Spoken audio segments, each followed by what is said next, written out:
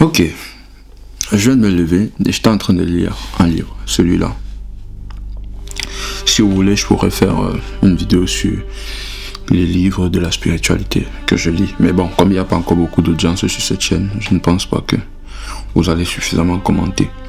Donc, dans ce genre de livres-là, on peut retrouver en fait, c'est des livres qui permettent de comprendre certains mystères de la Kabbale.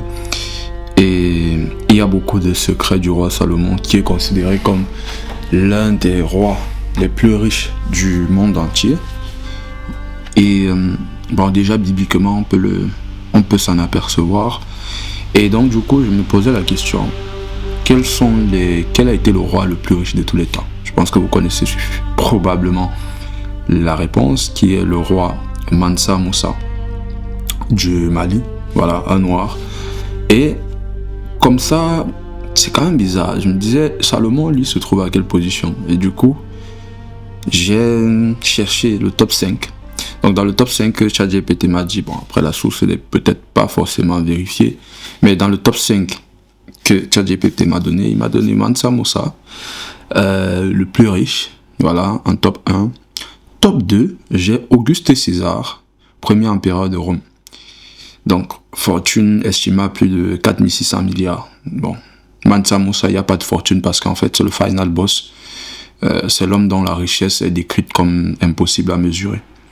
Donc, le troisième, c'est Akbar Ier, donc empereur mongol de la zone qu'on va appeler aujourd'hui l'Inde. Sa fortune est estimée à peu près 25% du PIB mondial de son époque.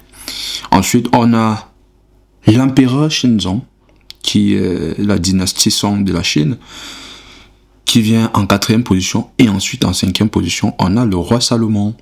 Le roi Salomon avec une fortune estimée à 2000 milliards, mais non confirmable. Parce qu'évidemment, tout ça, c'est biblique, figure biblique controversée historiquement aussi. Donc, on n'a vraiment pas de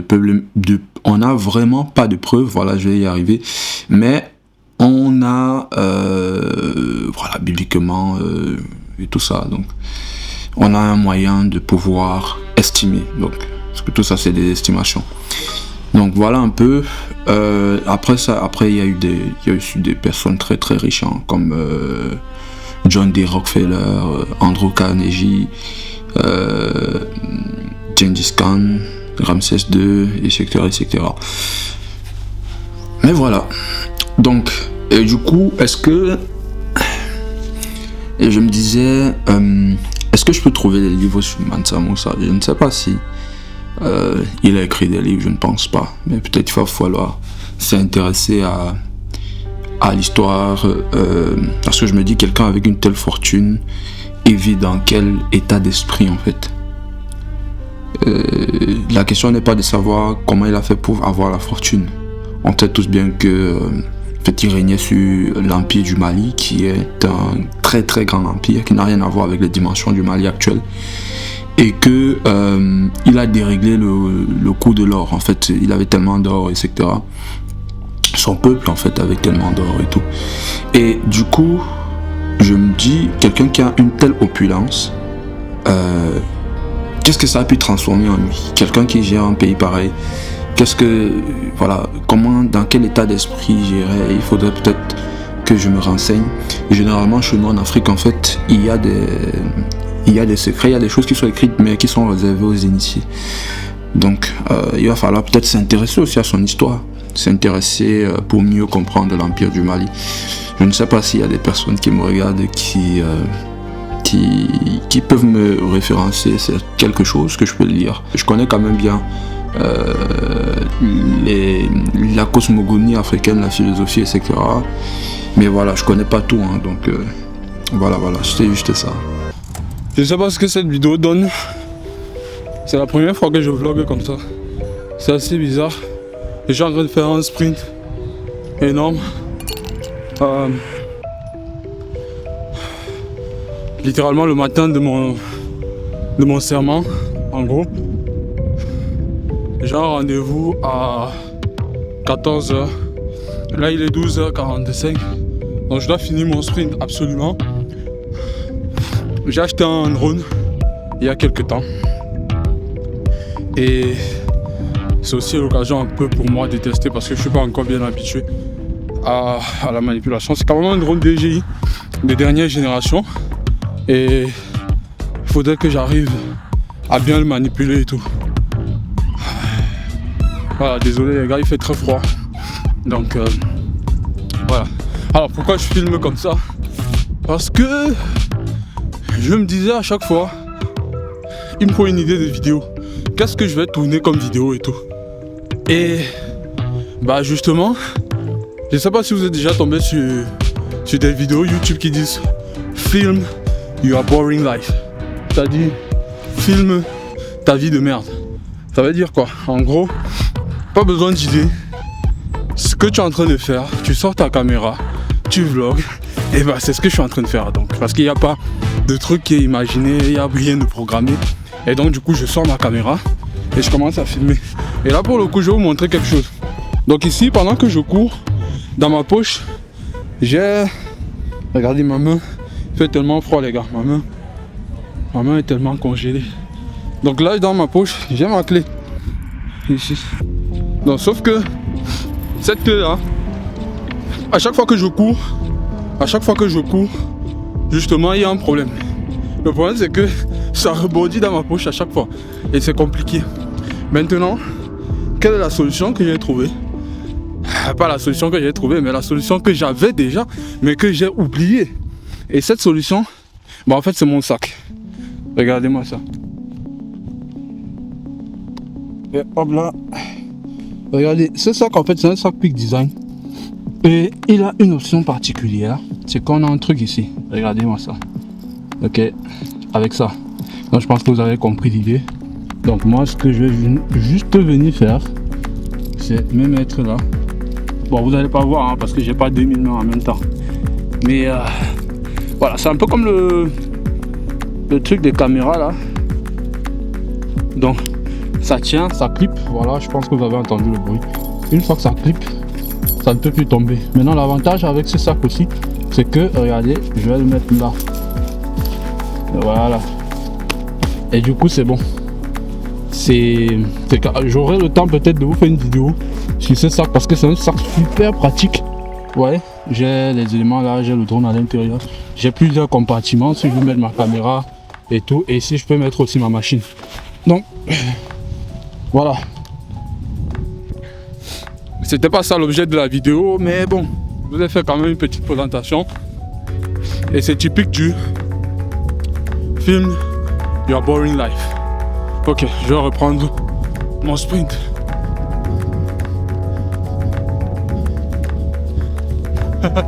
J'ai jamais testé à fond la stabilisation de Sony à ce point. Donc je vais voir si la vidéo s'est stabilisée tel que je pense. Bon. Ah, c'est un coin sympa que j'aime beaucoup. Parce que c'est assez calme. Et en même temps, le week-end aujourd'hui c'est dimanche. Il y a plein de boîtes, il y a plein d'entreprises qui sont fermées. C'est un peu une sorte de zone industrielle. Donc, et tout. Et j'aime bien. J'aime bien. Ça me rappelle un peu ce que je pourrais avoir dans quelques années. Si je travaille bien. Peut-être sur une entreprise que je pourrais fonder moi-même. Une entreprise pour le coup industrielle. Une entreprise industrielle.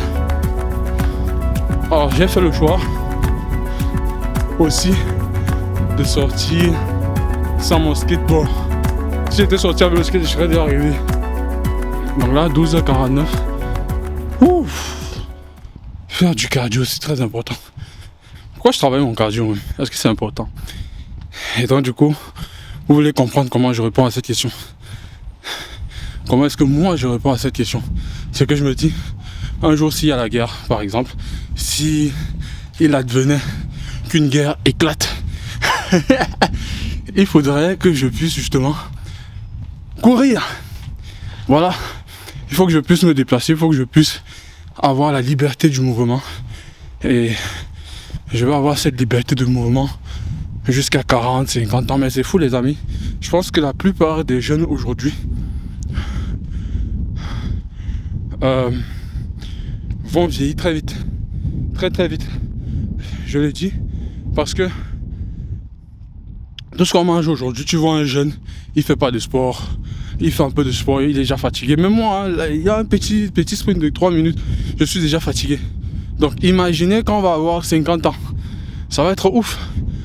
Ça va être ouf. C'est pour ça que moi je veux surtout en fait ne pas arriver à cette période de ma vie où je sens que je ne suis plus apte physiquement parlant.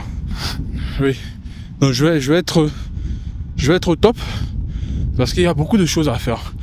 Donc je vais être au top. Et aussi c'est un signe de discipline de pouvoir garder du shape. Ok, c'est très important. Un esprit sain dans un corps sain. Spiritus Sanctus in je sais plus trop quoi. Un esprit sain dans un corps sain. Spiritus Sanctus inside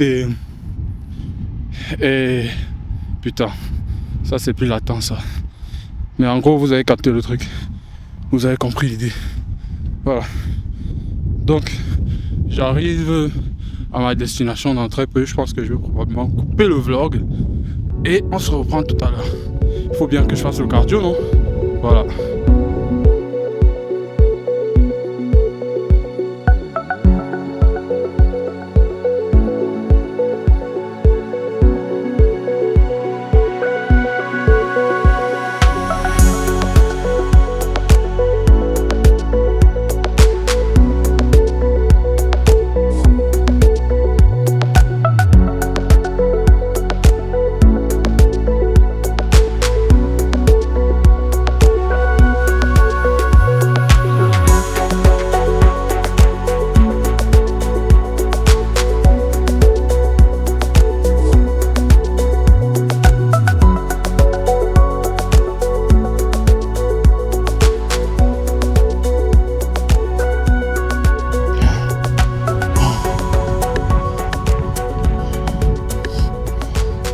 Je pense que je peux déjà sortir mon drone.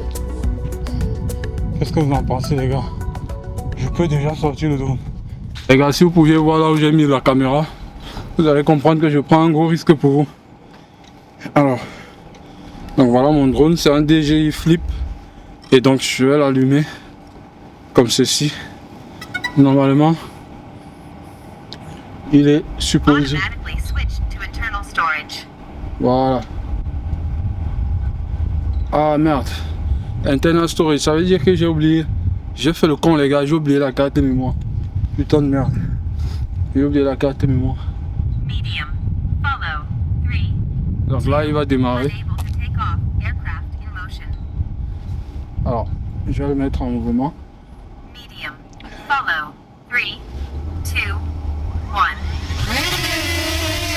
Ok, donc là je pense que c'est bon. On va juste prendre le truc. Je sais pas si vous voyez. Mais il est juste là. Donc là il me suit. C'est une sorte de follow-up. Et il va continuer de me suivre comme ça. Donc, allez, qu'est-ce que je fais? Je cours.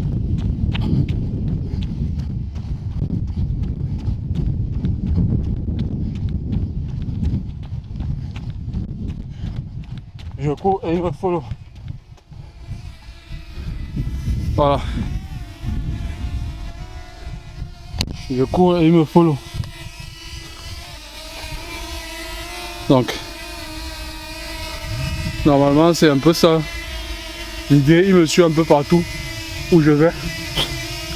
Donc là ici les amis, vous pouvez voir, moi je suis à côté de la Seine. Enfin, je suis pas à côté de la Seine, mais les plus intelligents vont comprendre pourquoi je dénie ça. Mais en gros c'est ça l'idée. Allez, on y va. Go, c'est parti.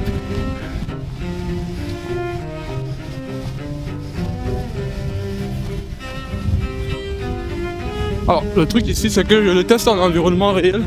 Bon, vous voyez que c'est pas vraiment, je suis pas vraiment amateur en drone, hein. Je vous ai dit tout à l'heure que je maîtrisais pas, mais vous voyez que je suis pas si amateur que ça. Donc je les teste un peu en conditions difficiles parce qu'il y a plein d'obstacles ici à côté de moi. Et entre les arbres, les branches, etc. L'idée en fait c'est vraiment de les tester à fond pour voir s'il arrive à suivre. Et éviter aussi les obstacles parce qu'il s'agit aussi un peu de sa survie. Voilà. Donc là, on a l'eau, c'est très beau. C'est vraiment très très beau. Bon, jusque là, tout ce que je fais c'est de l'amusement. Faut que je fasse vite et que je rentre aussi assez tôt. Et si j'accélère le pas, est-ce qu'il arrive à me suivre?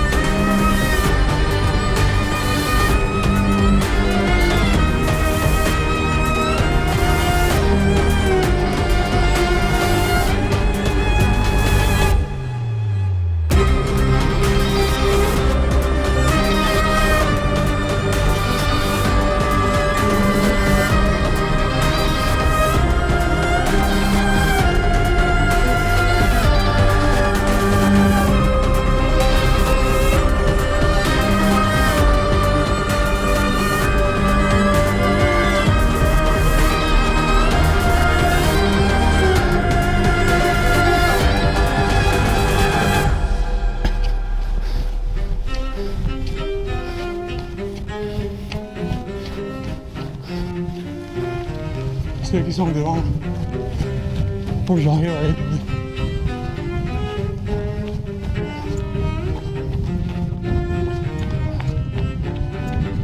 Marie, que je suis déjà très fatigué.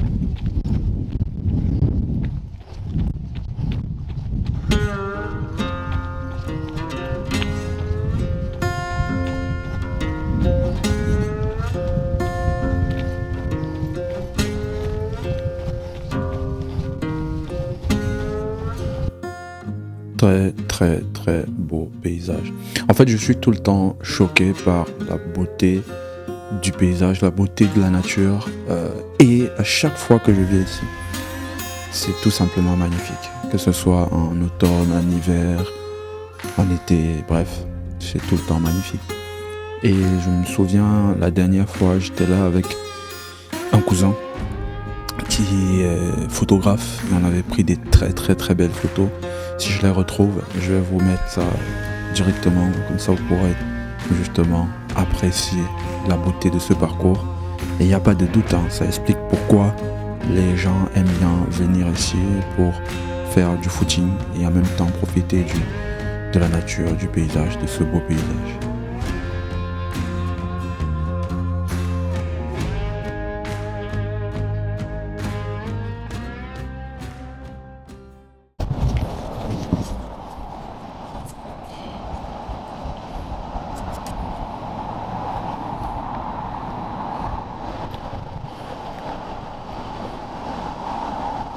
Unable to take off. No storage available. Free up storage space. Oh, je n'ai plus d'espace. C'est chiant. Qu'est-ce que c'est chiant? C'est tellement chiant. Mais je vais vous présenter moi avec ma caméra. Où est-ce que je viens m'entraîner? Je fais... comment on appelle ça déjà?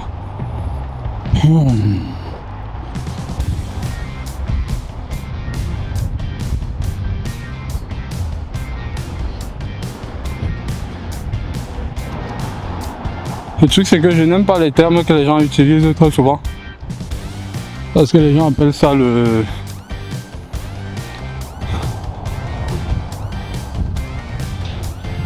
entraînements à l'extérieur là.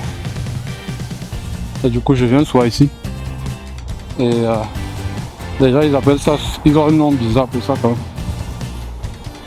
Mais voilà en gros. J'aime bien ça. J'aime bien. Comme avec l'accent bien toulousain. J'aime bien.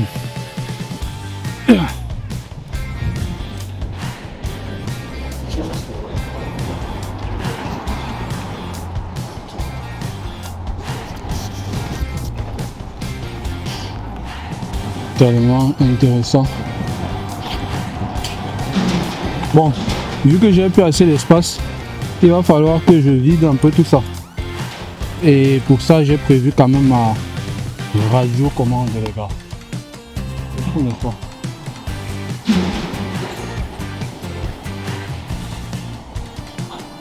La radiocommande. Et je vais pouvoir bien manipuler ça. Je vais essayer de vider l'espace qu'il y a là-bas. Et ramener ça ici.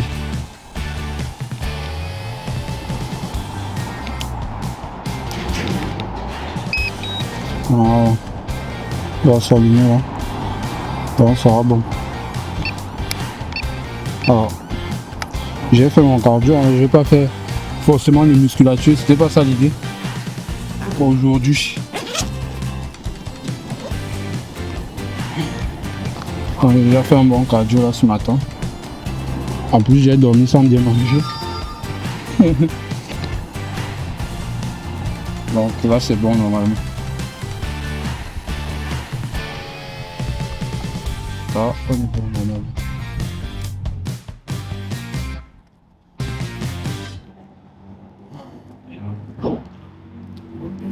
C'est pas pourquoi, c'est pas. J'ai nos flights.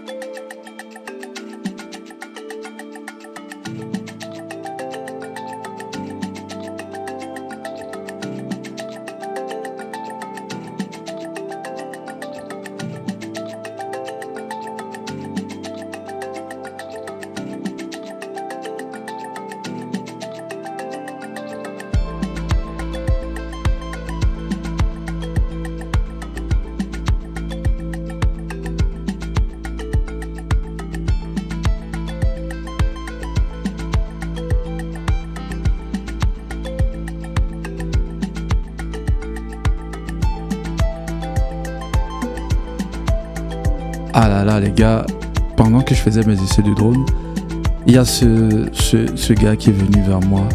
On a eu une discussion assez intéressante entre personnes passionnées par les gadgets électroniques, passionnées par la tech,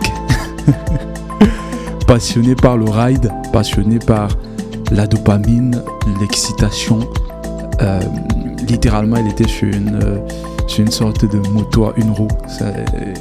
Il y a un peu plus de fun et beaucoup plus d'excitation sur ce type d'appareil que mon skateboard. Je dirais que mon skateboard est beaucoup plus équilibré que le sien.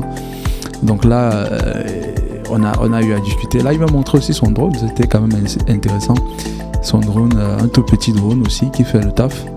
Mais bon, qui est moins performant que le mien quand même. Hein.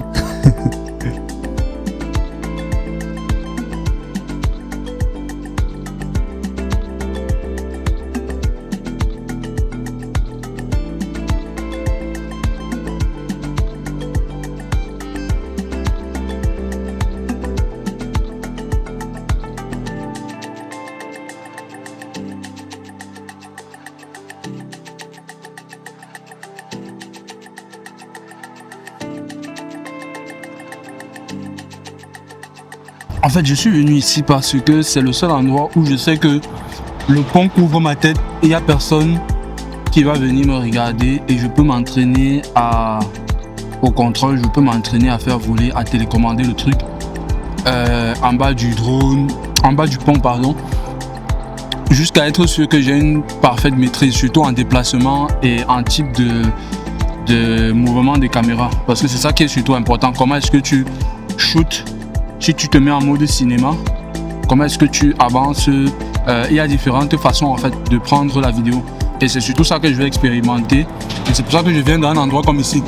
Je pouvais aller encore dans un autre endroit où tout est vraiment bien fermé, mais ce serait trop loin pour aujourd'hui parce que je voulais vraiment tester ça aujourd'hui. Et justement, ce site a plusieurs types d'options. Il a le Follow Me, comme vous avez pu voir, il a le Drone, franchement, il a plusieurs types d'options.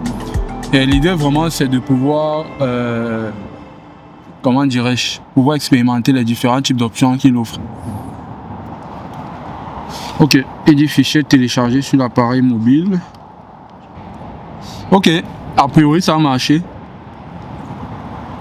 Ça a marché les gars. Donc on va aller lever là.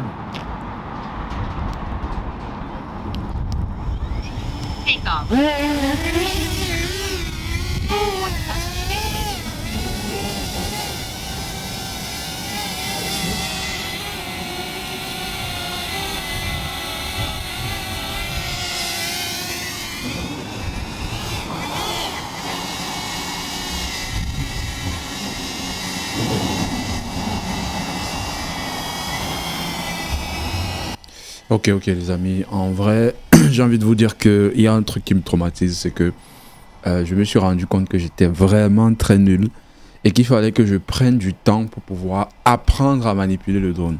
Et donc du coup, j'ai pris cette journée-là, au final je suis plus allé à mon rendez-vous, donc j'ai pris cette journée pour maîtriser en fait la manipulation et je pense que les vidéos que je vais vous mettre, c'est pour le jour 2. Donc pour cette journée-là, vous n'aurez pas la suite des vidéos parce que je n'avais plus d'espace en même temps, donc je ne pouvais plus enregistrer. Donc j'ai quand même pris le temps de savoir un petit peu manipuler. Donc on verra ça par la suite.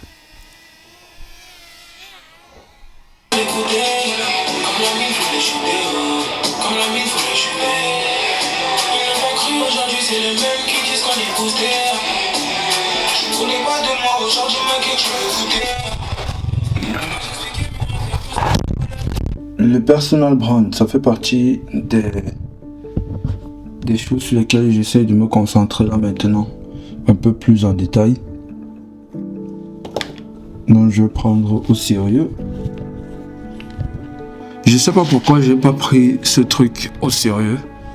Le personal brand, je ne sais pas pourquoi. Je travaillais un peu dans le flow, littéralement. En fait, il y a deux choses. Je pense que j'ai atteint un cap sur YouTube où il me faut littéralement du résultat. Je crois que je comprends quelque chose de fondamental sur moi-même. C'est que je ne vais probablement pas réussir sur YouTube comme tout le monde. C'est-à-dire que tous ceux qui sont sur YouTube avec la consistance qu'ils ont, que moi j'ai, la consistance de produits et du contenu sur du long moment, si c'était une autre personne, normalement, il devrait avoir plus de résultats que moi. Donc, ce qui fait que je me rends compte peut-être que je n'ai pas une aura directe pour la célébrité. Ok? Et pendant tout ce moment-là, ce que je faisais, c'est que je faisais du contenu, etc.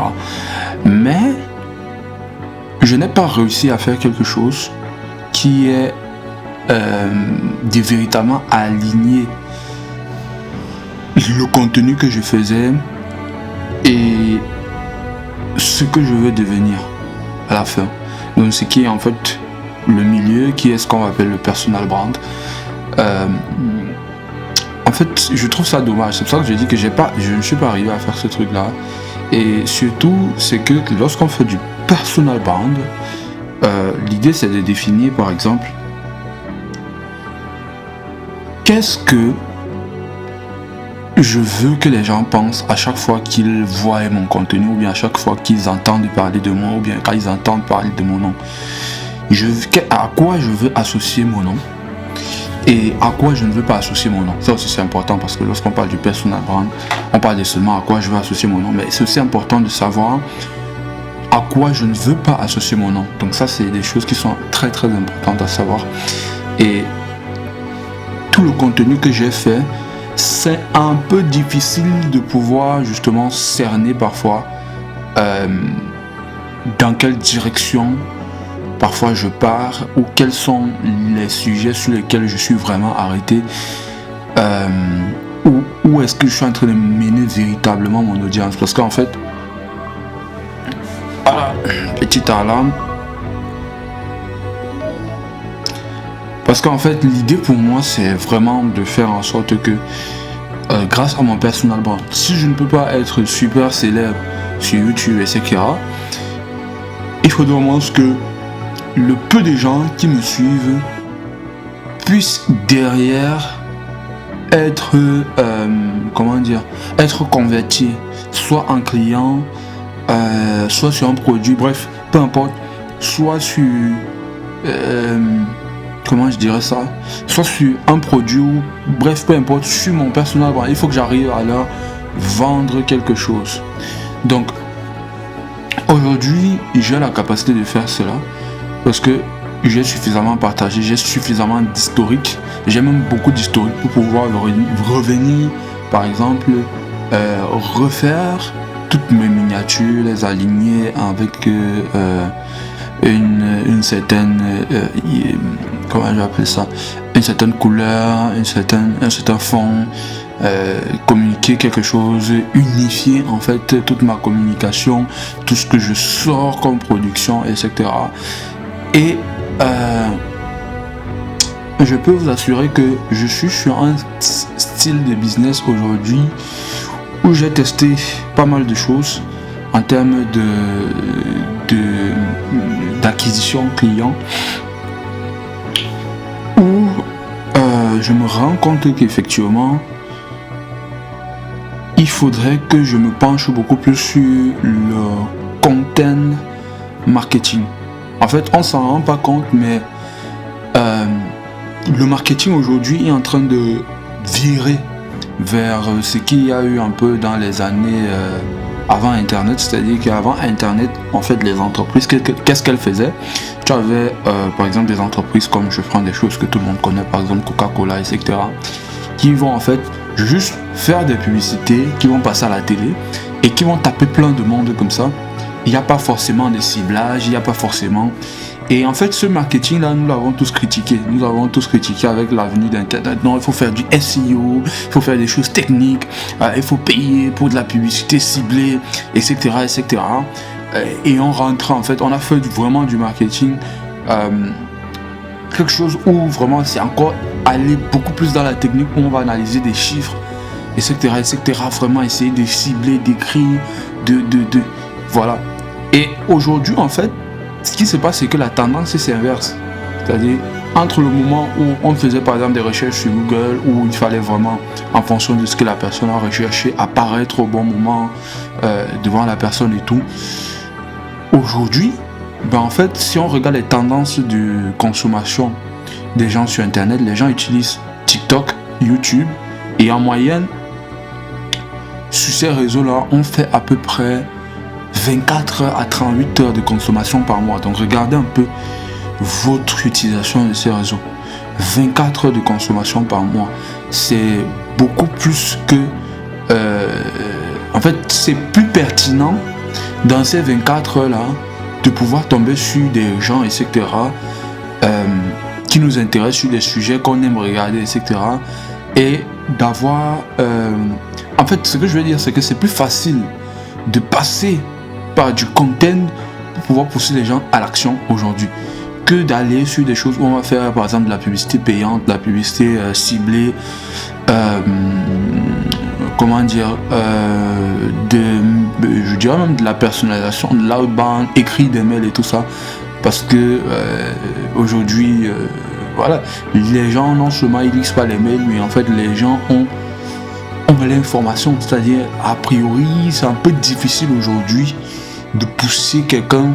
Alors ce que je dis peut être très subjectif, parce que je ne parle de ça que par rapport, par exemple, à moi. Je sais que peut-être dans d'autres business, il y a des gens qui font de l'emailing et peut-être ça fonctionne très bien. Mais voilà, sur les segments sur lesquels je travaille, aujourd'hui, je sens que faire du content est super intéressant. Alors, je le dis pourquoi? Parce que je me rappelle, à mes débuts, je faisais du LinkedIn. Et quand je faisais du LinkedIn, à cette époque-là, il n'y avait vraiment pas de stratégie ou quoi que ce soit. Je faisais vraiment du personal brand sur LinkedIn. Mais en fait, j'étais beaucoup plus motivé par la passion. C'était des images vraiment de bas de gamme, des trucs vraiment pas ouf. Mais en fait, juste le fait que chaque jour, je communiquais sur ce que je faisais. Je disais ce que je faisais. Je me levais, je disais ce que j'apprends, le nouveau truc, j'apportais quelque chose aux gens, etc. Et juste avec ça, j'ai eu beaucoup de gens qui sont abonnés à ma page LinkedIn, bizarrement. Et j'ai eu beaucoup d'opportunités derrière. J'ai eu des gens qui me contactaient. Et puis, quand je prends le recul, je me rappelle en fait des gens qui me contactaient, même des gens de la diaspora. Hein. À cette époque, j'étais encore au Cameroun. Il y avait tellement de gens qui me contactaient, qui me disaient: ouais, bonjour Jordi, j'aime ce que tu fais, je vois que tu es passionné par ce que tu fais, j'ai un projet comme ça au Cameroun, etc. En fait, j'ai sous-estimé ce que je faisais, mais en réalité, ce truc-là m'a fait, pas m'a fait avoir des clients parce que ils sont pas tous devenus des clients, mais en fait, j'ai eu une sorte d'intérêt à ce que je faisais où les gens venaient vers moi, en fait, de l'inbound, finalement. Donc, et à un moment donné, j'ai stoppé ça. Voilà, pour des raisons, pas forcément, pour travailler un peu sur le business et tout. Mais en fait, je me rends compte aujourd'hui que c'est quelque chose que j'aurais dû continuer. Et donc, la difficulté aussi aujourd'hui avec le style de business, lorsqu'on fait du B2B aujourd'hui, de vouloir faire des l'inbound, c'est qu'en fait, ça prend beaucoup de temps. Par exemple, si tu me dis aujourd'hui tu vas avoir un client, j'avais fait déjà une vidéo là-dessus où je disais que les vidéos YouTube ne vont pas vous permettre d'avoir des clients. J'avais fait une vidéo comme ça, vous pouvez aller regarder ça, je crois que ça a été publié il y a quelques jours, republié, voilà. Le truc avec l'inbound, c'est que ça va prendre du temps, c'est-à-dire au début c'est pas forcément conseillé de faire de l'inbound, c'est-à-dire l'idée c'est vraiment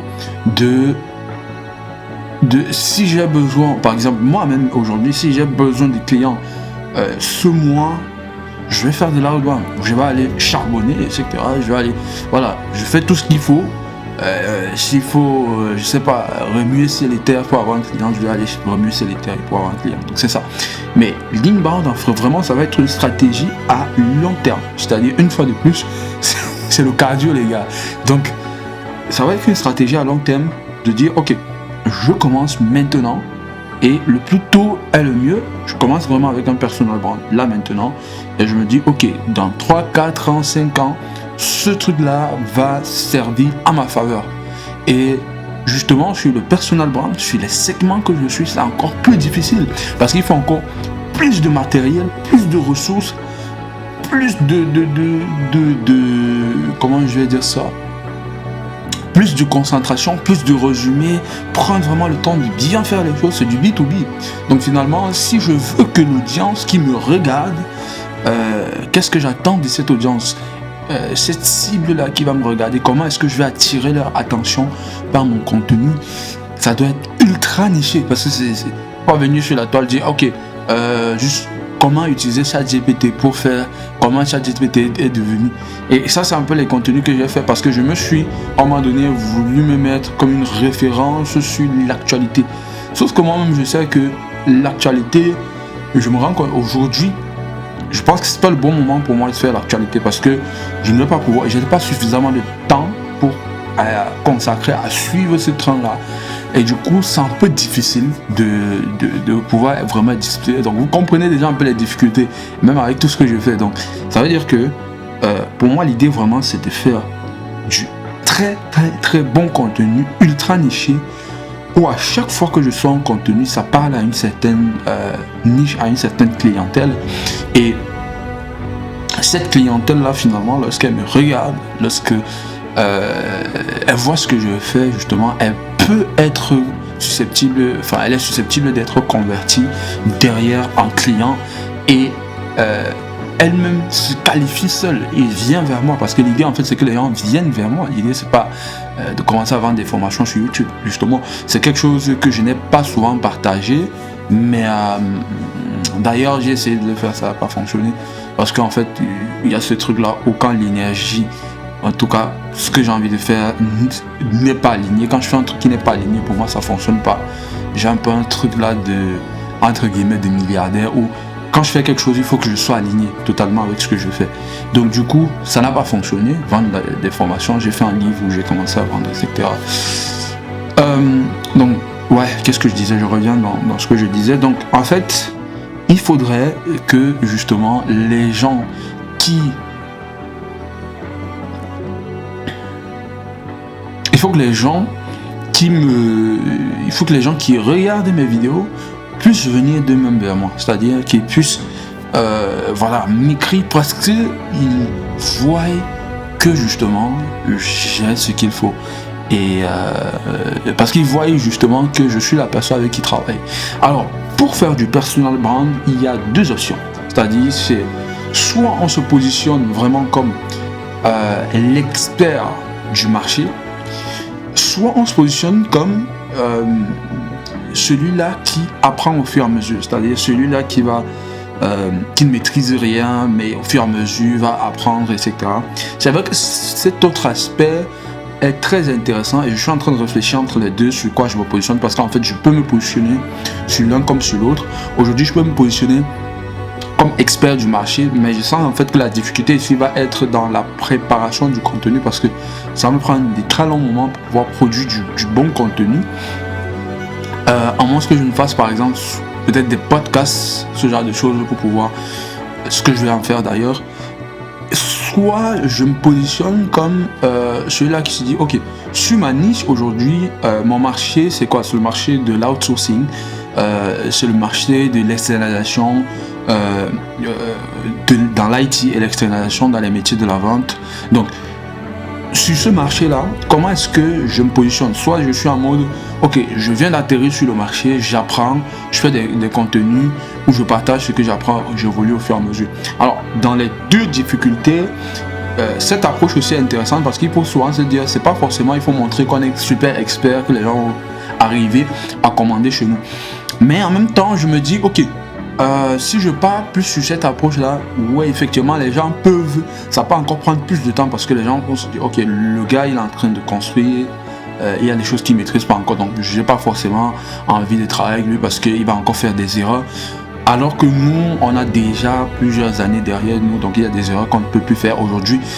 Des clients nous font déjà confiance, etc. Ils travaillent déjà avec nous. Donc, en fait, l'idée, c'est vraiment de trouver le juste milieu entre les deux. Donc, entre les deux. Une fois de plus, c'est difficile. Il faudrait que je puisse choisir vraiment un camp, parce que c'est vraiment se positionner par l'image de l'expert, parce qu'il y a souvent des chaînes comme ça. Il y a une chaîne que j'ai découvert récemment. Il est très intéressant. Il a fait une chaîne YouTube sur les sales, sur la vente en fait, la vente en B2B, la vente de SaaS et tout ça. Et en fait, c'est vraiment ultra niché, c'est-à-dire que les vidéos qu'il va faire, c'est vraiment comment j'aide les fondateurs techniques ou bien les CEO, les gens techniques à vendre. Comment vendre son SaaS, comment faire, et tu vas avoir des vidéos comme comment vendre son SaaS, comment faire une démo à un client, comment faire en sorte que les clients arrivent au rendez-vous pour sa démo de SaaS, comment faire un PDF de présentation de son SaaS. Donc tu vois, en fait ça va être des vidéos vraiment ultra nichées qui font en sorte que moi qui suis en train de build mon SaaS, quand je tombe sur une chaîne pareille, ouais, je peux carrément aller prendre un rendez-vous, parce que je veux qu'il m'accompagne dans ce processus. Et donc en fait c'est un peu ça qu'il faut essayer de créer avec du personal brand, parce que l'idée c'est pas de dire ok, personal brand, ouais, basé uniquement sur comment je vais dire ça, basé uniquement sur du storytelling de moi, etc. Donc une fois de plus, pour moi, il faut que aujourd'hui j'arrive à mixer les deux, c'est-à-dire ouais, je fais du storytelling, parce qu'en même temps il y a aussi un truc dans le personal brand, c'est que je vais un peu faire la nuance. l'idée du personal brand, c'est pas juste de venir et de dire ok, je fais que des contenus expert. Justement, c'est un peu ça le flou, parce que aujourd'hui les gens s'accrochent aussi à une personne, parce que c'est ça qu'il faut dire. Si on fait aussi du content, on veut faire du personal brand, c'est parce qu'en fait les gens s'associent à l'image d'une personne, à l'image de ce que la personne fait, à l'image de ce que la personne dégage. Comme je disais tout à l'heure, à quoi on pense lorsqu'on pense à moi? À quoi, quand quelqu'un me regarde, qu'est-ce qui se rappelle? Les gens doivent me connaître, les gens doivent connaître mon histoire, les gens doivent, etc. Donc on peut pas juste se cacher derrière un truc où on veut balancer que du strict professionnel, carré, ultra, machin, truc. Donc, une autre personne aussi que je kiffe bien par rapport à ça, qui a plutôt bien réussi sa avec son SaaS, c'est le fondateur de Lemlist, Guillaume Moubèche. Donc ça aussi c'est intéressant ce qu'il a pu faire avec le personal brand, non seulement le côté pro mais aussi le côté autour de lui, de son personnage. Donc je trouve que c'est un contraste assez intéressant de notre génération, sur lequel on peut s'appuyer. Alors il y a plusieurs personnes dans ce sens là, mais je trouve que ce qu'il a fait au début jusqu'à peu près, bon, c'est vrai que là maintenant il a vraiment viré, puisqu'il n'est pas forcément dans la vente de Lemlist, mais en fait en gros ce qu'il a fait était intéressant en termes de personal brand. Et voilà, c'est des choses sur lesquelles je suis en train de m'inspirer, je suis en train de regarder tous ces sujets-là. Voilà, c'est des sujets que j'ai fait un peu, mais aujourd'hui, il est question pour moi de rendre ça beaucoup plus sérieux. Et peut-être vous allez commencer à voir dans les prochaines semaines, voire le prochain mois 2026, les choses vont aller beaucoup plus dans ce sens. Notamment ma chaîne Digital Expertise, Jeune Riche, qui est devenu Jordi Décrypte, qui est ensuite devenu Digital Expertise. Alors, on peut trouver des incohérences dans tout ça, le fait que je change à chaque fois, mais seuls les salauds, je sais pas trop, seuls les salauds ne changent pas d'avis.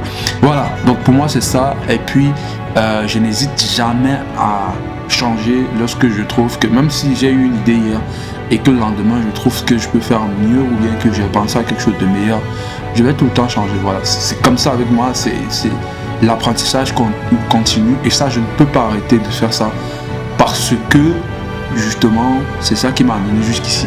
Donc je me fais confiance à moi-même, et je préfère faire évoluer les choses que de vouloir juste forcément, parce que voilà, je vais faire plaisir à qui que ce soit.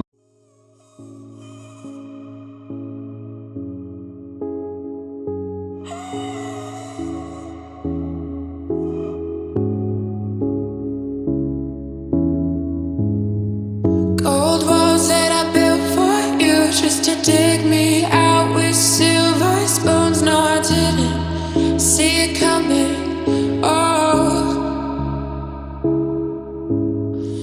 gold walls that I'm stuck inside. I guess beauty sees what I can't find. I didn't, no, I didn't see it coming.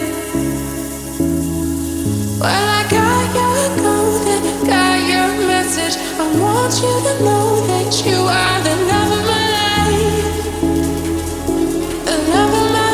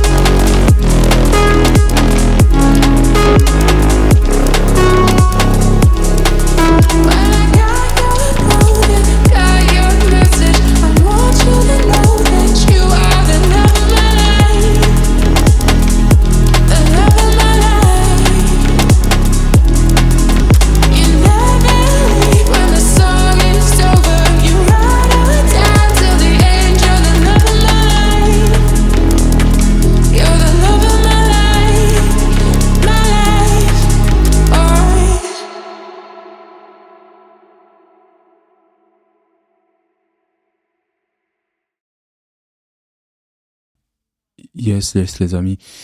Même endroit que hier, je suis arrivé et là j'ai mis le drone sur le skateboard pour pouvoir le faire décoller. Voilà, donc aujourd'hui j'ai un peu plus de maîtrise, donc on va essayer de prendre des très très belles images.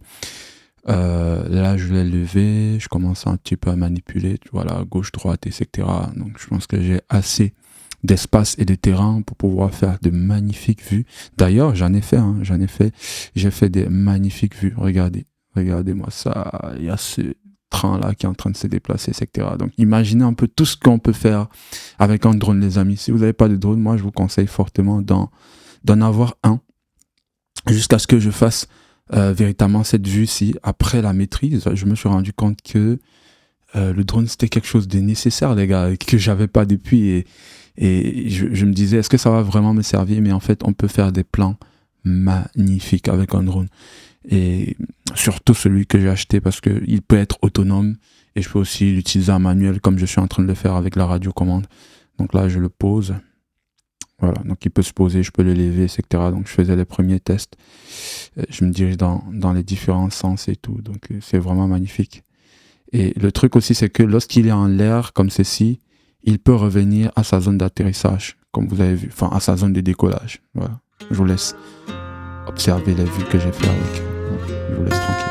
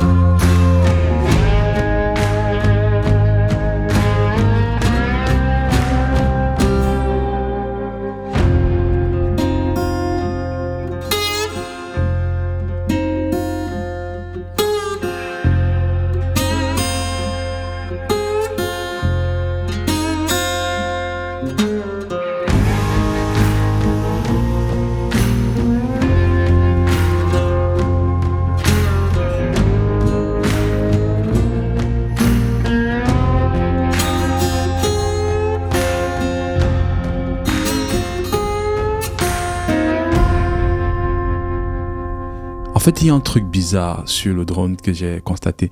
En fait, à un moment donné, vous avez constaté cette vue immersive. C'est smooth, c'est stabilisé, c'est immersif. Et imaginez quand je vais utiliser, par exemple, ces plans sur d'autres vidéos, ça va être tout simplement magnifique. Maintenant, la difficulté que j'ai ici, c'est le contrôle. C'est-à-dire que il faut pouvoir contrôler le drone sans le regarder. Et ça, j'ai encore un peu de difficultés, mais voilà, comme vous pouvez le voir, je peux faire des plans, il faut bloquer sur un plan et pouvoir le faire suffisamment longtemps pour que ça puisse servir. On est prêt, là c'est bon, je pense que tout est bon. Hop là. Alors, on est vraiment pas bon là. Ok. Je crois qu'on est bien là. J'ai envie de parler du personnage de celui qu'on appelle Satan. Alors, effectivement, c'est un mot qui fait peur, parce que lorsqu'on l'emploie, on imagine le mal, on imagine l'enfer, les ombres, etc. J'ai été, depuis très petit, croyant. J'ai été croyant, donc j'ai été dans la religion, j'ai été catholique. Ensuite, j'ai été catholique, chrétien, etc. Et j'ai failli être musulman vraiment pratiquant. Et par la suite, j'ai connu une vibe de ce qu'on appellerait aujourd'hui un peu un mouvement ou une religion africaine, pour ne pas trop entrer dans les détails, qui s'appelle le kémétisme. Et en explorant en fait tous ces mouvements de pensée, toutes ces différentes croyances, etc. Et aujourd'hui, j'ai commencé un petit peu à lire sur véritablement, tous ces différentes religions partagent, pour certains, pour la chrétienté et l'islam, va partager en fait beaucoup plus sur des concepts de bien ou du mal. Je pense que c'est ça qui est vraiment la fondation, c'est-à-dire on a vraiment le bien et le mal, on a le diable et on a Dieu, on a Satan et puis on a Dieu. Donc il y a toujours une opposition en fait d'idéologie et d'action. Et dans le kémétisme, c'est à peu près ça, mais c'est pas fondamentalement le bien et le mal, c'est beaucoup plus l'harmonie. L'harmonie avec l'univers, l'harmonie avec la nature, etc. Et puis, je me suis rendu compte que pour la plupart des religions, qui sont vraiment, puisque les religions aujourd'hui, on va dire modernes, etc., sont beaucoup plus basées en fait sur cette ambiguïté entre le bien et le mal. En fait, combattent beaucoup le mal au profit du bien. Et lorsque tu t'intéresses véritablement aux religions, en fait, la plupart des personnes ont tendance à prendre un camp, c'est-à-dire le camp du bien, c'est-à-dire le camp de celui qui serait considéré comme Dieu, le créateur, qui serait amour, etc. Et qui finalement est celui auquel on doit s'intéresser. Mais ce qui est bizarre en fait, c'est que quelque part, on fait un jugement basé sur quelque chose ou bien sur une pensée. On ne se pose pas vraiment la question, est-ce que le Satan ou le diable est véritablement Satan? Quelque part, vous me direz, ok, si tu es croyant, voilà, c'est pas quelque chose que tu vas te poser comme question, parce que justement, voilà, la Bible te dit, le mal est mal, le mal c'est le diable, le mal c'est ça, etc., etc. Et du coup, tu n'as pas une intuition ou bien tu n'as pas un appel d'esprit d'aller regarder qui est véritablement le mal, parce qu'en fait on connaît bien Dieu, c'est-à-dire d'après les livres, les enseignements, on sait ce qui définit Dieu, qu'est-ce qu'il a fait, etc. Mais en fait, est-ce qu'on connaît véritablement Satan? C'est ça la question. Donc du coup, moi j'ai commencé un petit peu à lire là-dessus, ça m'intriguait un peu et je me suis dit voilà, je suis tombé sur un article lorsque je travaillais et tout, et ça m'a interpellé. Je me suis dit ok, je vais regarder un peu tout ça dans le détail. Et en fait c'est fou parce qu'en fait il y a tout un mouvement aussi qui est dédié justement à Satan. Alors on fait attention, hein, moi je suis libre, je suis vraiment dans la liberté parce que c'est des sujets très critiques. Il y a des gens qui lorsqu'ils vont m'écouter, ils vont commencer à prendre un côté ou commencer à me juger. Je dis ce que je pense, je suis vraiment libre dans ma tête et je lis ce que je veux. J'ai pas de préjugés ou de quoi que ce soit dans ma tête. Je ne suis pas esclave de quoi que ce soit. Donc je lis ce que je veux, je dis ce que je pense. Donc si c'est clair pour vous, en tout cas je peux évoluer. Donc du coup j'ai commencé un petit peu à m'intéresser. Donc je me rends compte en fait qu'il y a aussi des mouvements, un peu comme on va parler de la chrétienté, etc. Il y a des mouvements qui sont plutôt dans l'opposition. C'est-à-dire lorsqu'on a une vue d'athée ou de chrétien ou de religieux, etc., on va voir en fait ces mouvements-là comme des personnes qui sont en fait démoniaques, qui sont entre guillemets possédées par le diable, etc. Et puis je me suis dit, ok, ce Satan-là, je m'intéresse, je veux voir véritablement qui il est. Est-ce que lui aussi, il a eu à laisser des livres? Est-ce qu'il a une parole qu'on peut lire pour comprendre qui il est? Et donc du coup, je m'intéressais, je me suis rendu compte en fait que théoriquement, en fait, il y a des livres, mais il n'y a pas une parole de Satan, entre guillemets. Comme on dirait, par exemple, parole de Dieu, nous rendons grâce à Dieu. Il n'y a pas une parole il n'y a pas une parole, entre guillemets. Alors, on a des livres. On a, par exemple, ce livre, qui peut être un livre que peut-être beaucoup de personnes connaissent un peu. Ça s'appelle la Bible de Satan. Et ça a été... l'auteur, c'est Anton LaVey. Je crois que vous connaissez peut-être. Pour certains, c'est un livre qui est très très connu. Hein. C'est un livre qui est très connu. Mais peut-être qu'il n'est pas très lu par les gens. Et donc du coup, dans ce livre-là, en fait, je me suis rendu compte que ça n'a rien à voir avec ce qu'on pense. Ok ? Ça n'a vraiment rien à voir avec la pensée populaire. La pensée populaire, c'est... on va décrire un peu Satan comme idéalement... Enfin, pas idéalement, mais on va dire... historiquement, avec la Genèse, c'est un ange déchu un ange qui était au service de Dieu et qui ensuite travaillait pour Dieu, qui reportait des choses à Dieu, etc. Et puis il a été déchu, c'est-à-dire déchu, il a été chassé du royaume de Dieu, il a été banni dans le royaume des cieux. Voilà comment il est décrit comme un être, etc., démoniaque avec des cornes, etc., etc. Mais lorsqu'on lit en fait ce genre de livre, on se rend compte en fait que Satan, c'est tout simplement, je vais vous l'exprimer, c'est comment je vais exprimer ça? C'est un peu la représentation de ce qui n'est pas la pensée populaire. Parce qu'en fait, dans ce même livre, ça n'a rien à voir avec le style d'écriture de la Bible. Il n'y a pas un chapitre où on dit Dieu a dit ceci. C'est vraiment un auteur qui parle de... Vraiment, vous allez voir, c'est vraiment, ça n'a rien à voir. C'est vraiment un auteur qui parle en fait de Satan sous le point de vue où de ne pas rester fermé, de ne pas rester esclave d'une certaine pensée, mais de voir Satan un peu comme la volonté contraire, c'est-à-dire que, et de pouvoir l'accepter au fait. Je sais pas comment j'ai expliqué ça, mais il faut le lire pour l'avoir. Alors je ne suis pas en train de dire que la magie, la sorcellerie, tout ça n'existe pas. Alors faites attention, c'est des choses qui, selon moi, existent, voilà. Et il y a des gens qui pratiquent cela, il y a des gens qui maîtrisent ces choses-là et qui probablement le font très bien. Mais en fait, là je vais prendre par exemple un passage, comme ça j'ai ouvert au pif. Ça c'est quelle page déjà? 98 peut-être. Voilà, la Bible satanique, ici l'autre exception à la règle concerne les rapports avec le masochisme. Au même titre que le non-masochiste ressent une douleur physique lorsqu'on le frappe. L'histoire du sadique véritablement cruel illustre ce point précis. Le masochiste demande au sadique « Frappe-moi », c'est à quoi l'impitoyable sadique répond « Non ». Si une personne veut être frappée et jouir de la souffrance, alors il n'y a aucune raison de ne pas lui donner ce qu'elle veut. En fait, ça n'a rien à voir avec la pensée populaire de ces livres. Ok? Et moi-même, lorsque j'ai bataillé pour avoir ces livres, je me disais... il y a forcément un truc, je vais peut-être plonger dans des trucs. J'avais peur, les amis. J'avais peur. J'avais pas peur. Mais je me disais, on peut avoir peur, effectivement, en se disant, on va plonger dans quelque chose de vraiment, véritablement dark, etc. Mais faites attention, ça reste de la pensée, etc. Moi, je trouve que, voilà, c'est pas forcément le truc qu'on va conseiller à un enfant de lire, voilà, c'est pas pour dire que c'est un livre comme tous les autres, mais c'est pour dire que, voilà, c'est des choses qu'il faut lire pour élever peut-être son esprit, d'une certaine façon, voilà, d'avoir d'autres réflexions aussi sur la vie, ok?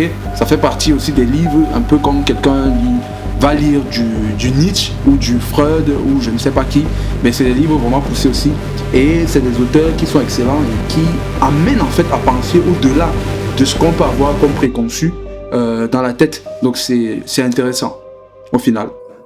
Pour ceux qui me suivent, vous savez qu'il y a quelques semaines, pendant mon serment, j'ai décidé de me débarrasser de l'ensemble de mes habits. Pas tous les habits, mais de tout ce qui pouvait être comme surplus, pour pouvoir être dans le minimalisme et avoir le moins d'options possible lorsque je veux sortir, lorsque je veux m'habiller, lorsque je veux me vêtir. L'idée, c'était d'avoir, grosso modo, une sorte d'ensemble pour le sport, pour la sortie, pour la vidéo, bref, pour ne plus avoir à réfléchir. Et c'est l'une des résolutions que j'ai prises pour 2026. Et j'ai eu une brillantissime idée.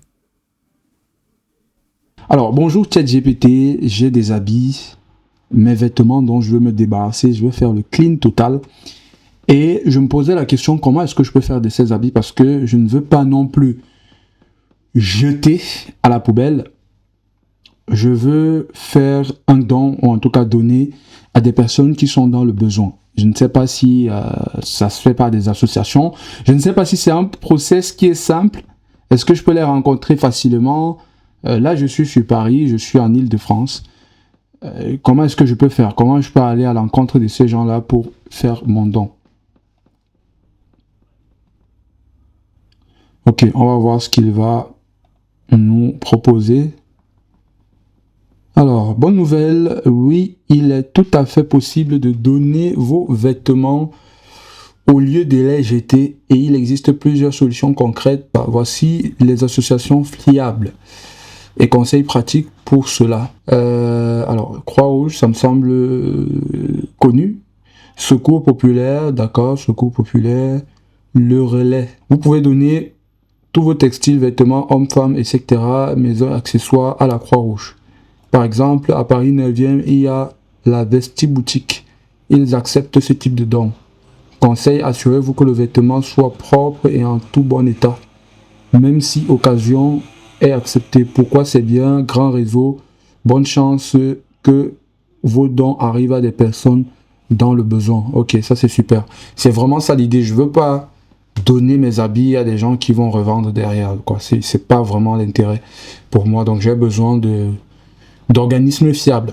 Croix-Rouge, eux, ils m'intéressent. Donc, où est-ce que je les trouve? Ok, je donne mes vêtements. Donc ici, donner des vêtements à la Croix-Rouge française, c'est une belle manière de contribuer à un monde plus durable et solidaire. Vous avez fait le tri dans votre placard et sélectionné les vêtements que vous ne portez pas. Sachez aujourd'hui, quasiment tous les textiles peuvent avoir une seconde vie. Vous pouvez donner tous vos textiles à la Croix-Rouge française, mais ils ont déjà été portés ou utilisés. Comment faire ou donner les vêtements? Vous pouvez déposer vos vêtements, vos chaussures et votre linge de maison dans l'un de nos 1800 points de collecte Croix-Rouge française répartis en France. Ah ouais, 1800 points de collecte, c'est super ça. Directement dans un vestiaire, une boutique Croix-Rouge française chez Henri ou dans l'un de nos containers dédiés. Là, j'ai pris autour de moi et je trouve qu'il y a une unité locale pas très loin. Lundi fermé. Alors, ce n'est que le jeudi. Ce n'est que le jeudi que je pourrai le faire. Donc, jeudi prochain, entre 19h et 20h. Je vais quand même faire le tri et je vais tout mettre dans un sac et je vais attendre jeudi prochain autour de 18h. Je vais me déplacer pour aller donner. Maintenant, je ne sais pas comment ils attendent ça. Je ne sais pas s'il faut mettre dans un sac comme je prévois le faire. Est-ce qu'il faut plier? Est-ce qu'il ne faut pas plier? Voilà.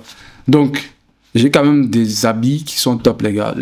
J'ai quand même dépensé sur ces vêtements. Donc, je vais quand même les donner dans un état qui est très propre. C'est pas un état délabré. Hein. Je pense que les habits que j'ai sont dans de très très beaux états.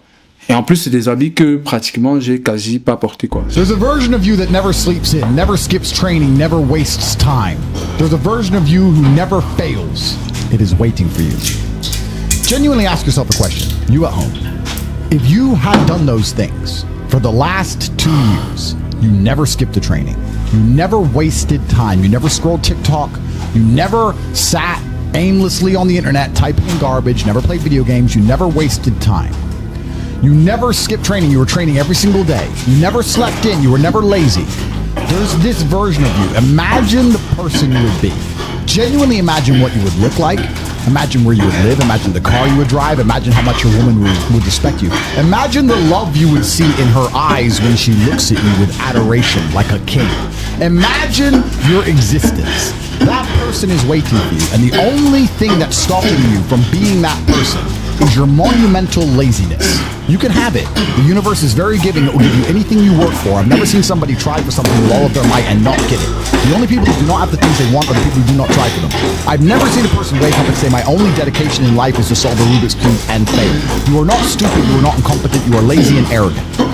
It's extremely important you understand that that person is waiting for you and you are declining that version of yourself. In the multiverse, in the many different versions of the universe that exist, there is a version of you that does those exact things. And he is a greater person than you can even fathom. You can transform yourself into that guy. You can be a top G. That's exactly what I did. I knew who I was going to have to end up being before I became that person. My brother and I are not from rich families. We are not from advantaged beginnings. But I knew I had to be a big, strong, fighting billionaire.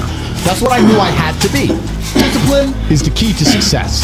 If you cannot force yourself to do something you don't want to do, how are you ever going to put yourself through the suffering required for greatness?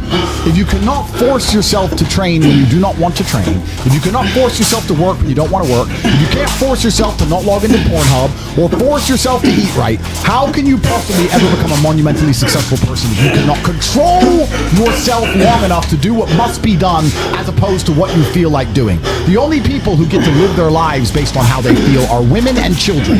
Children can cry because they feel like crying, as can a woman. A woman can start an argument because she feels like arguing, as can a child. A man must do what he is supposed to do irregardless of how he feels. That is the key component to masculinity, is discipline. If you do not have the discipline to dedicate yourself to anything, you are going to fail and be crushed by the people who can. If you only go to the gym when you feel like going to the gym, you're never going to be as strong as the people who go to the gym when they don't feel like going to the gym. That is a reality of life. So, I train every single day. I've actually heard from some people saying, you overtrain. And I explained to them, one, I don't believe in rest. I'm not you. I'm not pussy. I'm not broke like you are, Mr. Fitness Trainer, standing around the gym teaching people for $50 an hour. I don't need to listen to you. Secondly, I don't train because I want to get bigger. I train every day because it is difficult to train every day. It hurts. I don't want to. I wake up and I'm busy. I have other things to do. I don't feel like doing it, so I force myself to do it 7 days a week, 365 days a year, so that I know I'm the kind of person who can do what he doesn't want to do when it needs to be done. I am that man, and it's more of a mental exercise than a physical exercise at this point. How can you ever outcompete me if I can force myself to do the things I don't want to do and you cannot? Discipline is absolutely essential for success. You need to get very comfortable and very used to the idea of understanding that on your path to greatness, there are going to be long periods of time where you hate what you are doing, where you are dissatisfied with the actions you must undertake, where you are tired, where you are stressed. That is why it is difficult. That is why most people won't make it. If the path was easy, everybody would walk it and it would lead nowhere. 100 people start the path, 99 fall off because it is difficult, and the one person who makes it to the end gets the gold. If all 100 made it to the end and the gold was divided by 100, it wouldn't even be worth anything. The difficulty gives it value. The fact that it is difficult to do is the key component into the fact you want it in the first place. If it wasn't difficult, everyone would have it and you wouldn't want it because no one would respect it. It's supposed to be hard. Life is supposed to be hard. You're supposed to think this is terrible. You're supposed to suffer and smile through the pain regardless. Discipline is the key to success in all realms as a man. And if you lack it, you stand no chance. You can give most people a roadmap to success. You can give them a Ferrari with a full tank of gas, and a lot of people still wouldn't make the destination because they would say the drive is too far away. Quitters, they don't have the discipline. You can tell them exactly how to do it, you can give them the mechanism to get there, but they don't have the discipline to complete the drive and end up at the destination. That is the majority of Earth. This is your competition. People who, even if they are told what to do, and people tell them exactly how to do it and help them do it, still quit, still fail because they lack discipline. Even me, with my monumental powers, I can't make a quitter successful.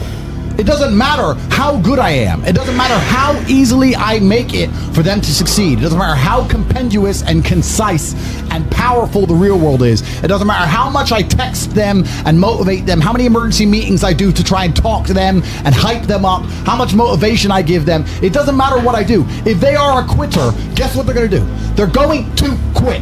No matter how simple the map is to read, no matter how fast the Ferrari is, somewhere along the drive, the sun's going to get in their eyes, and they're going to sit there and go, I don't like this is hard, and they're going to quit. Quitters are the number one type of people that nobody can help. If you're a quitter, I can't help you, life can't help you, God himself cannot help a quitter. So if you lack discipline, you lack the very basic building block to any type of success which exists on the planet. By every single metric which can be measured with science, you are going to stay a loser and a failure. The key is to keep training. If you train hard every single day, you don't have to worry about a little bit of vitamin C. It's true. If you don't train and you don't smoke, you're still going to be a pussy. Yes. The answer is always hard work. As soon as you are granted life, you are guaranteed death. What you do in between is up to you. You are all conscious. That could end tomorrow, that could end in 100 years. But the time between the beginning of your consciousness and the end of it is completely up to you. Training is never the wrong decision. If you're in jail, you should train. If you are free, you should train. If you are rich, you should train. If you are poor, you should train. If you smoke, you should train. If you don't smoke, you should train. If you drink, you should train. If you don't drink, you should train. You cannot escape that hard work is always the correct decision. There is no time in any scenario when working hard is going to be the wrong answer. You should always try your very best in all things. I will smoke 10 cigars a day and beat the shit out of you because I train harder than you can possibly fathom. Pain is an extremely important part of the equation. Pain is the elixir of success. When people say this bad thing happened to me and I'm suffering, I say good. It is pain which is required. It's one of the elements in the chemical reaction. And the chemical reaction requires 5 particular distinct compounds, and you have 4 and you're missing 1. It simply doesn't work. Pain for a man. C'est impossible que je manque de motivation. Je travaille littéralement tous les jours. C'est vrai qu'il y a le travail, mais il y a aussi Dieu. Et Dieu qui apporte beaucoup dans ma vie. Mais il y a ce travail-là qui doit être fait. Le travail que je fais, c'est un travail qui doit être fait, indépendamment de la motivation ou pas. En fait, je fais du sport à chaque fois que j'ai une baisse de motivation. Ça me permet de réchauffer mon corps, ça me permet de comprendre qu'il y a de la douleur, etc. Et j'ai pu avoir ce genre de cheat code où j'ai transformé ma douleur. En fait, plus je suis dans la douleur, plus j'ai mal par rapport à ma condition, plus ça crée en fait de la haine en moi. Ça crée quelque chose de violent en moi. Okay? Donc, ce qui fait que je ne peux pas manquer de motivation. Parce que je suis tout simplement indémotivable. Je travaille tout le temps parce qu'en fait, un jour de bien dans ta vie, c'est un jour moyen dans ma vie. C'est ça l'objectif. L'objectif, c'est que le meilleur jour dans ta vie, où tu vas acheter quelque chose de vraiment sympa que tu vas aimer, etc. Le meilleur jour de ta vie, que ça soit le jour le plus faible de ma vie. C'est un peu comme ça que je détermine les choses. C'est-à-dire que la moyenne de ma vie, d'une journée dans ma vie, ça doit être une journée où je sors, j'achète une voiture chaque semaine. Quelque chose vraiment de très fort. C'est-à-dire que je vais élever le niveau de ma vie à ce point-là. C'est-à-dire une journée de mauvais chez moi, c'est littéralement la meilleure journée d'une personne. Et pour ça, il faut que je ne sois pas démotivé. Le fait de ne pas être motivé ou la démotivation, je ne sais pas si ce mot peut exister dans mon vocabulaire. Est-ce que ça existe dans mon dictionnaire? Non, ça ne peut pas exister dans mon dictionnaire parce qu'à chaque fois que je suis démotivé, j'ai tout simplement de la haine envers cette démotivation. J'ai de la haine envers moi-même. J'ai de la haine du point de vue que il y a quelques années, tout ce qui a été fait dans ce monde comme bien a été fait par des grands hommes, pour certains qui ne sont même plus connus, et c'est des choses que nous utilisons tous au quotidien. Et je trouve tout simplement inadmissible que dans un siècle comme celui-ci, où il suffit que je travaille suffisamment, il suffit que je sois concentré avec la force de Dieu, que je puisse avoir le succès, la reconnaissance et en plus l'argent qui va suivre. On est vraiment dans un siècle où le pot de travail peut réellement être suffisamment rémunéré, voire avoir une meilleure vie. Donc je trouve que je suis médiocre si je n'arrive pas à tout simplement atteindre ce niveau, si je n'arrive pas à accomplir un certain nombre de choses, si je n'arrive pas à résoudre certains problèmes, je me trouve médiocre. C'est pour ça que je développe la haine. Et cette haine-là entraîne encore une différence de motivation. Donc je ne peux pas être démotivé. Parfois on me dit, ouais, un homme ne doit pas avoir honte, un homme doit être droit dans ses bottes, etc. Je partage avec vous, mais je dis tout simplement que la honte n'est pas quelque chose de mauvais. La honte est très bien. Le problème avec la honte, c'est que les gens ne comprennent pas le fait d'avoir honte. Quand je suis dans une situation défavorable, une situation où j'ai honte de ma vie, où j'ai honte de où est-ce que je suis par rapport à ce que j'ai dans la tête, par rapport à ce que je suis capable de réaliser, j'ai honte. Et la honte pour moi, c'est le début de la prise de conscience, le début du changement. Quelqu'un qui vient et qui me dit qu'il a honte, en plus un homme, à partir de ce moment, si tu me dis que tu as honte de draguer une fille, ok, on reconnaît que tu as honte. Oui, si tu reconnais déjà que tu as honte, je te dis, ok, dans ce cas-là, change ta honte, va draguer une femme. Et à partir de ce moment, tu vas trouver le courage, tu vas trouver la force, tu vas travailler à ce que tu puisses justement mettre cette faiblesse de côté. Mais si tu es dans un siècle, si on est dans une époque où on n'a pas honte, justement l'époque dans laquelle on est, où on n'a pas honte, où tout est permis, où on accepte tout et n'importe quoi, moi je trouve qu'il y a un problème, où il n'y a plus de valeur, il n'y a plus de code, il n'y a plus de tradition entre guillemets, il n'y a plus de un homme ça doit être ça, une femme ça doit être ça. Et à partir du moment où on casse tous ces barrières, on dit non, même si tu es un homme, voilà, tu ne devrais pas avoir honte d'être comme une femme, etc. Bref, c'est pas ça le débat, mais je pense que vous comprenez ce que je veux dire. Mais en fait, c'est ça mon problème. Je dois avoir honte de ma situation. Parce que si je n'ai pas honte de ma situation, si, la honte pour moi, c'est la première étape pour déclencher quelque chose, pour déclencher la force et la motivation que j'ai en moi pour pouvoir aller chercher d'autres choses. C'est pour ça que je trouve que la honte pour moi, c'est très très très important. Comment je peux ne pas être motivé de me lever, faire du sport, avoir des muscles, aller chercher les meufs, me lever, travailler un peu et taper du clavier aimer faire de l'argent. Comment est-ce que je peux être démotivé par rapport à ça? Quand je sais qu'il y a des gens qui souffrent beaucoup plus que ça, quand je sais que dans les siècles précédents, à l'époque avant, les gens, pour avoir un peu d'argent, souffraient beaucoup plus que ça. Les hommes risquaient littéralement leur vie dans des champs de mines, dans la forêt, avec des animaux sauvages, etc. Donc le fait de pouvoir taper sur un clavier, de trouver des stratégies, le fait de pouvoir m'asseoir, réfléchir, taper dans un clavier pour me faire de l'argent, comment est-ce que je peux être démotivé par rapport à ça? Tout simplement, c'est impossible que je manque de motivation. Et tout ce que je suis en train de vous dire, c'est pourquoi? C'est parce que ça m'arrive d'être démotivé. Mais je ne peux pas accepter cette démotivation. Elle ne peut pas exister chez moi. Parce qu'à chaque fois que je suis démotivé, vous voyez l'état dans lequel je suis. C'est exactement cette haine que ça crée en moi. Parce que je sais que je ne peux pas être démotivé. J'en ai marre d'être démotivé. Je suis énervé à chaque fois qu'il y a une intention de démotivation. Je suis énervé à chaque fois que je suis dans un état de démotivation. Donc la démotivation entraîne la haine chez moi. Et je me suis promis de ne jamais aller chez un psy, de ne jamais aller voir un psychologue pour m'analyser ou quoi que ce soit, parce que j'estime que je n'ai pas besoin de ça. Je n'ai pas besoin d'être analysé par un psychologue. Je ne peux pas tomber en dépression ou dans la dépression. Bref. Mais en gros, vous avez compris, cette démotivation entraîne une haine viscérale chez moi. Pain for a man is one of the most important elements in becoming successful. Batman is Batman because they killed his parents. If they did not kill his parents, he would not be Batman. You're supposed to suffer. You're supposed to take that pain. The worst thing that can happen to you as a man is you live a life with no pain in it. To be born into a rich family and have a nice, easy life and be given money, and you don't have to go to the gym and not have to train because you have bodyguards and sit around like a fuck up. You're going to be miserable and unhappy and a drug addict buying prostitutes. You're only going to have women who adore you. You're only going to feel confident in yourself and feel happy when you've been through hell and come out the other side. The pain is required, and you'll often notice that people who are better than you are people who have suffered more than you have suffered. So, the person who is waiting for you, he requires your motivation. It also requires huge amounts of pain. So when bad things happen to you, do not sit at home and lament. Do not feel sorry for yourself. Instead, look in the mirror and say, thank you, God, for giving me one of the ingredients that is needed for the chemical concoction that is going to turn me into a superhero. Because pain is an extremely important one. In fact, it's one of the most important ones for a man. Everything is war. All of it.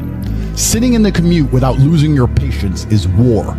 Trying to find a way to escape your slave job is war. Keeping your wife happy and your children inspired is war. Training to become stronger than before is war. It is all war, and it cannot be avoided. And I'll tell you why it's war, because war is two opposing sides trying to achieve the same goal. Two opposing sides want the same land or the same influence over X land. And the car you want, the Ferrari, you're not the only person who wants it. The reason it's so expensive is because others people want it. The girl you want, the beautiful woman, everyone wants her. It is war. It is competition. Everything about life as a man is war. It is conflict because you are competing against the other men who want it the same, which is why discipline is such an important thing, which is why you must take the pain and add it to the concoction to become as formidable as possible. Life is war. This idea that you can go through life as a man and avoid war is probably the biggest mistake that most men make, because it is impossible for you to achieve anything significant without war. Running a business is war. Running a hotel, running a restaurant, running an online company, it's war. Training is war. Life as a man is war. You need to wake up and view it exactly as what it is. Everything I want, other people want. Everything I desire, other men are trying to get. This is a war, and I must outcompete them. That is the best possible mental model you can have. Even in jail, it was a war for who could stay most calm. A war who could control their mind the best. A war for who could suffer the least. That is war. I was surrounded by people who lost their minds and I refused. It was a battle and I was successful. Life in and of itself as a man is a never-ending struggle and a never-ending battle. It is the constant of the human condition. Evolution requires pain. While others complain that they do not feel happy enough, I'm happy I'm struggling. I don't want to be happy. I want to be great. This is the beauty of life as a man. Do you understand? I don't care. I'm happy to be struggling. I wanted to fight. You wanted to win. I wanted to fight. That's the difference. You're concerned with winning. I wanted to just fight. And we're fighting. That is the beauty of life as a man, to be great. If you concern yourself only with being happy, you are once again acting like a female or a child. Happiness is fleeting. It doesn't even matter if you're concerned only with the hedonism of happiness. You're going to drink alcohol and go to parties and go to festivals and take drugs. I want to be happy. Who cares? I want to be great. I want to be great all of the time. And let me ask you a question as a man at home, genuinely, truthfully.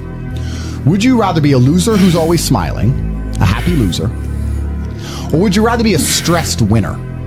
Because I'll tell you something about winners. Most of them are stressed. We are stressed. We're stressed. Putin is stressed. Genghis Khan was stressed when his messenger turned up after a 4-week ride with updates from the battlefront of Iran.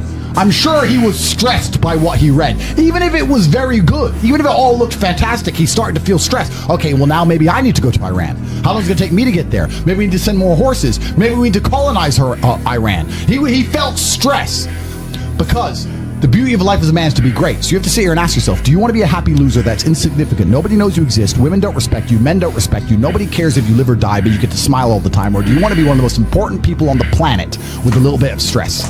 I am brilliant because I've decided to be brilliant. And if I had to sacrifice happiness to be brilliant, then that's fine. You know what the great thing about it is? You know it's amazing what God gives, how the whole world becomes full circle? If you stop caring about being happy and you start caring instead about being great, guess what you end up being? Great.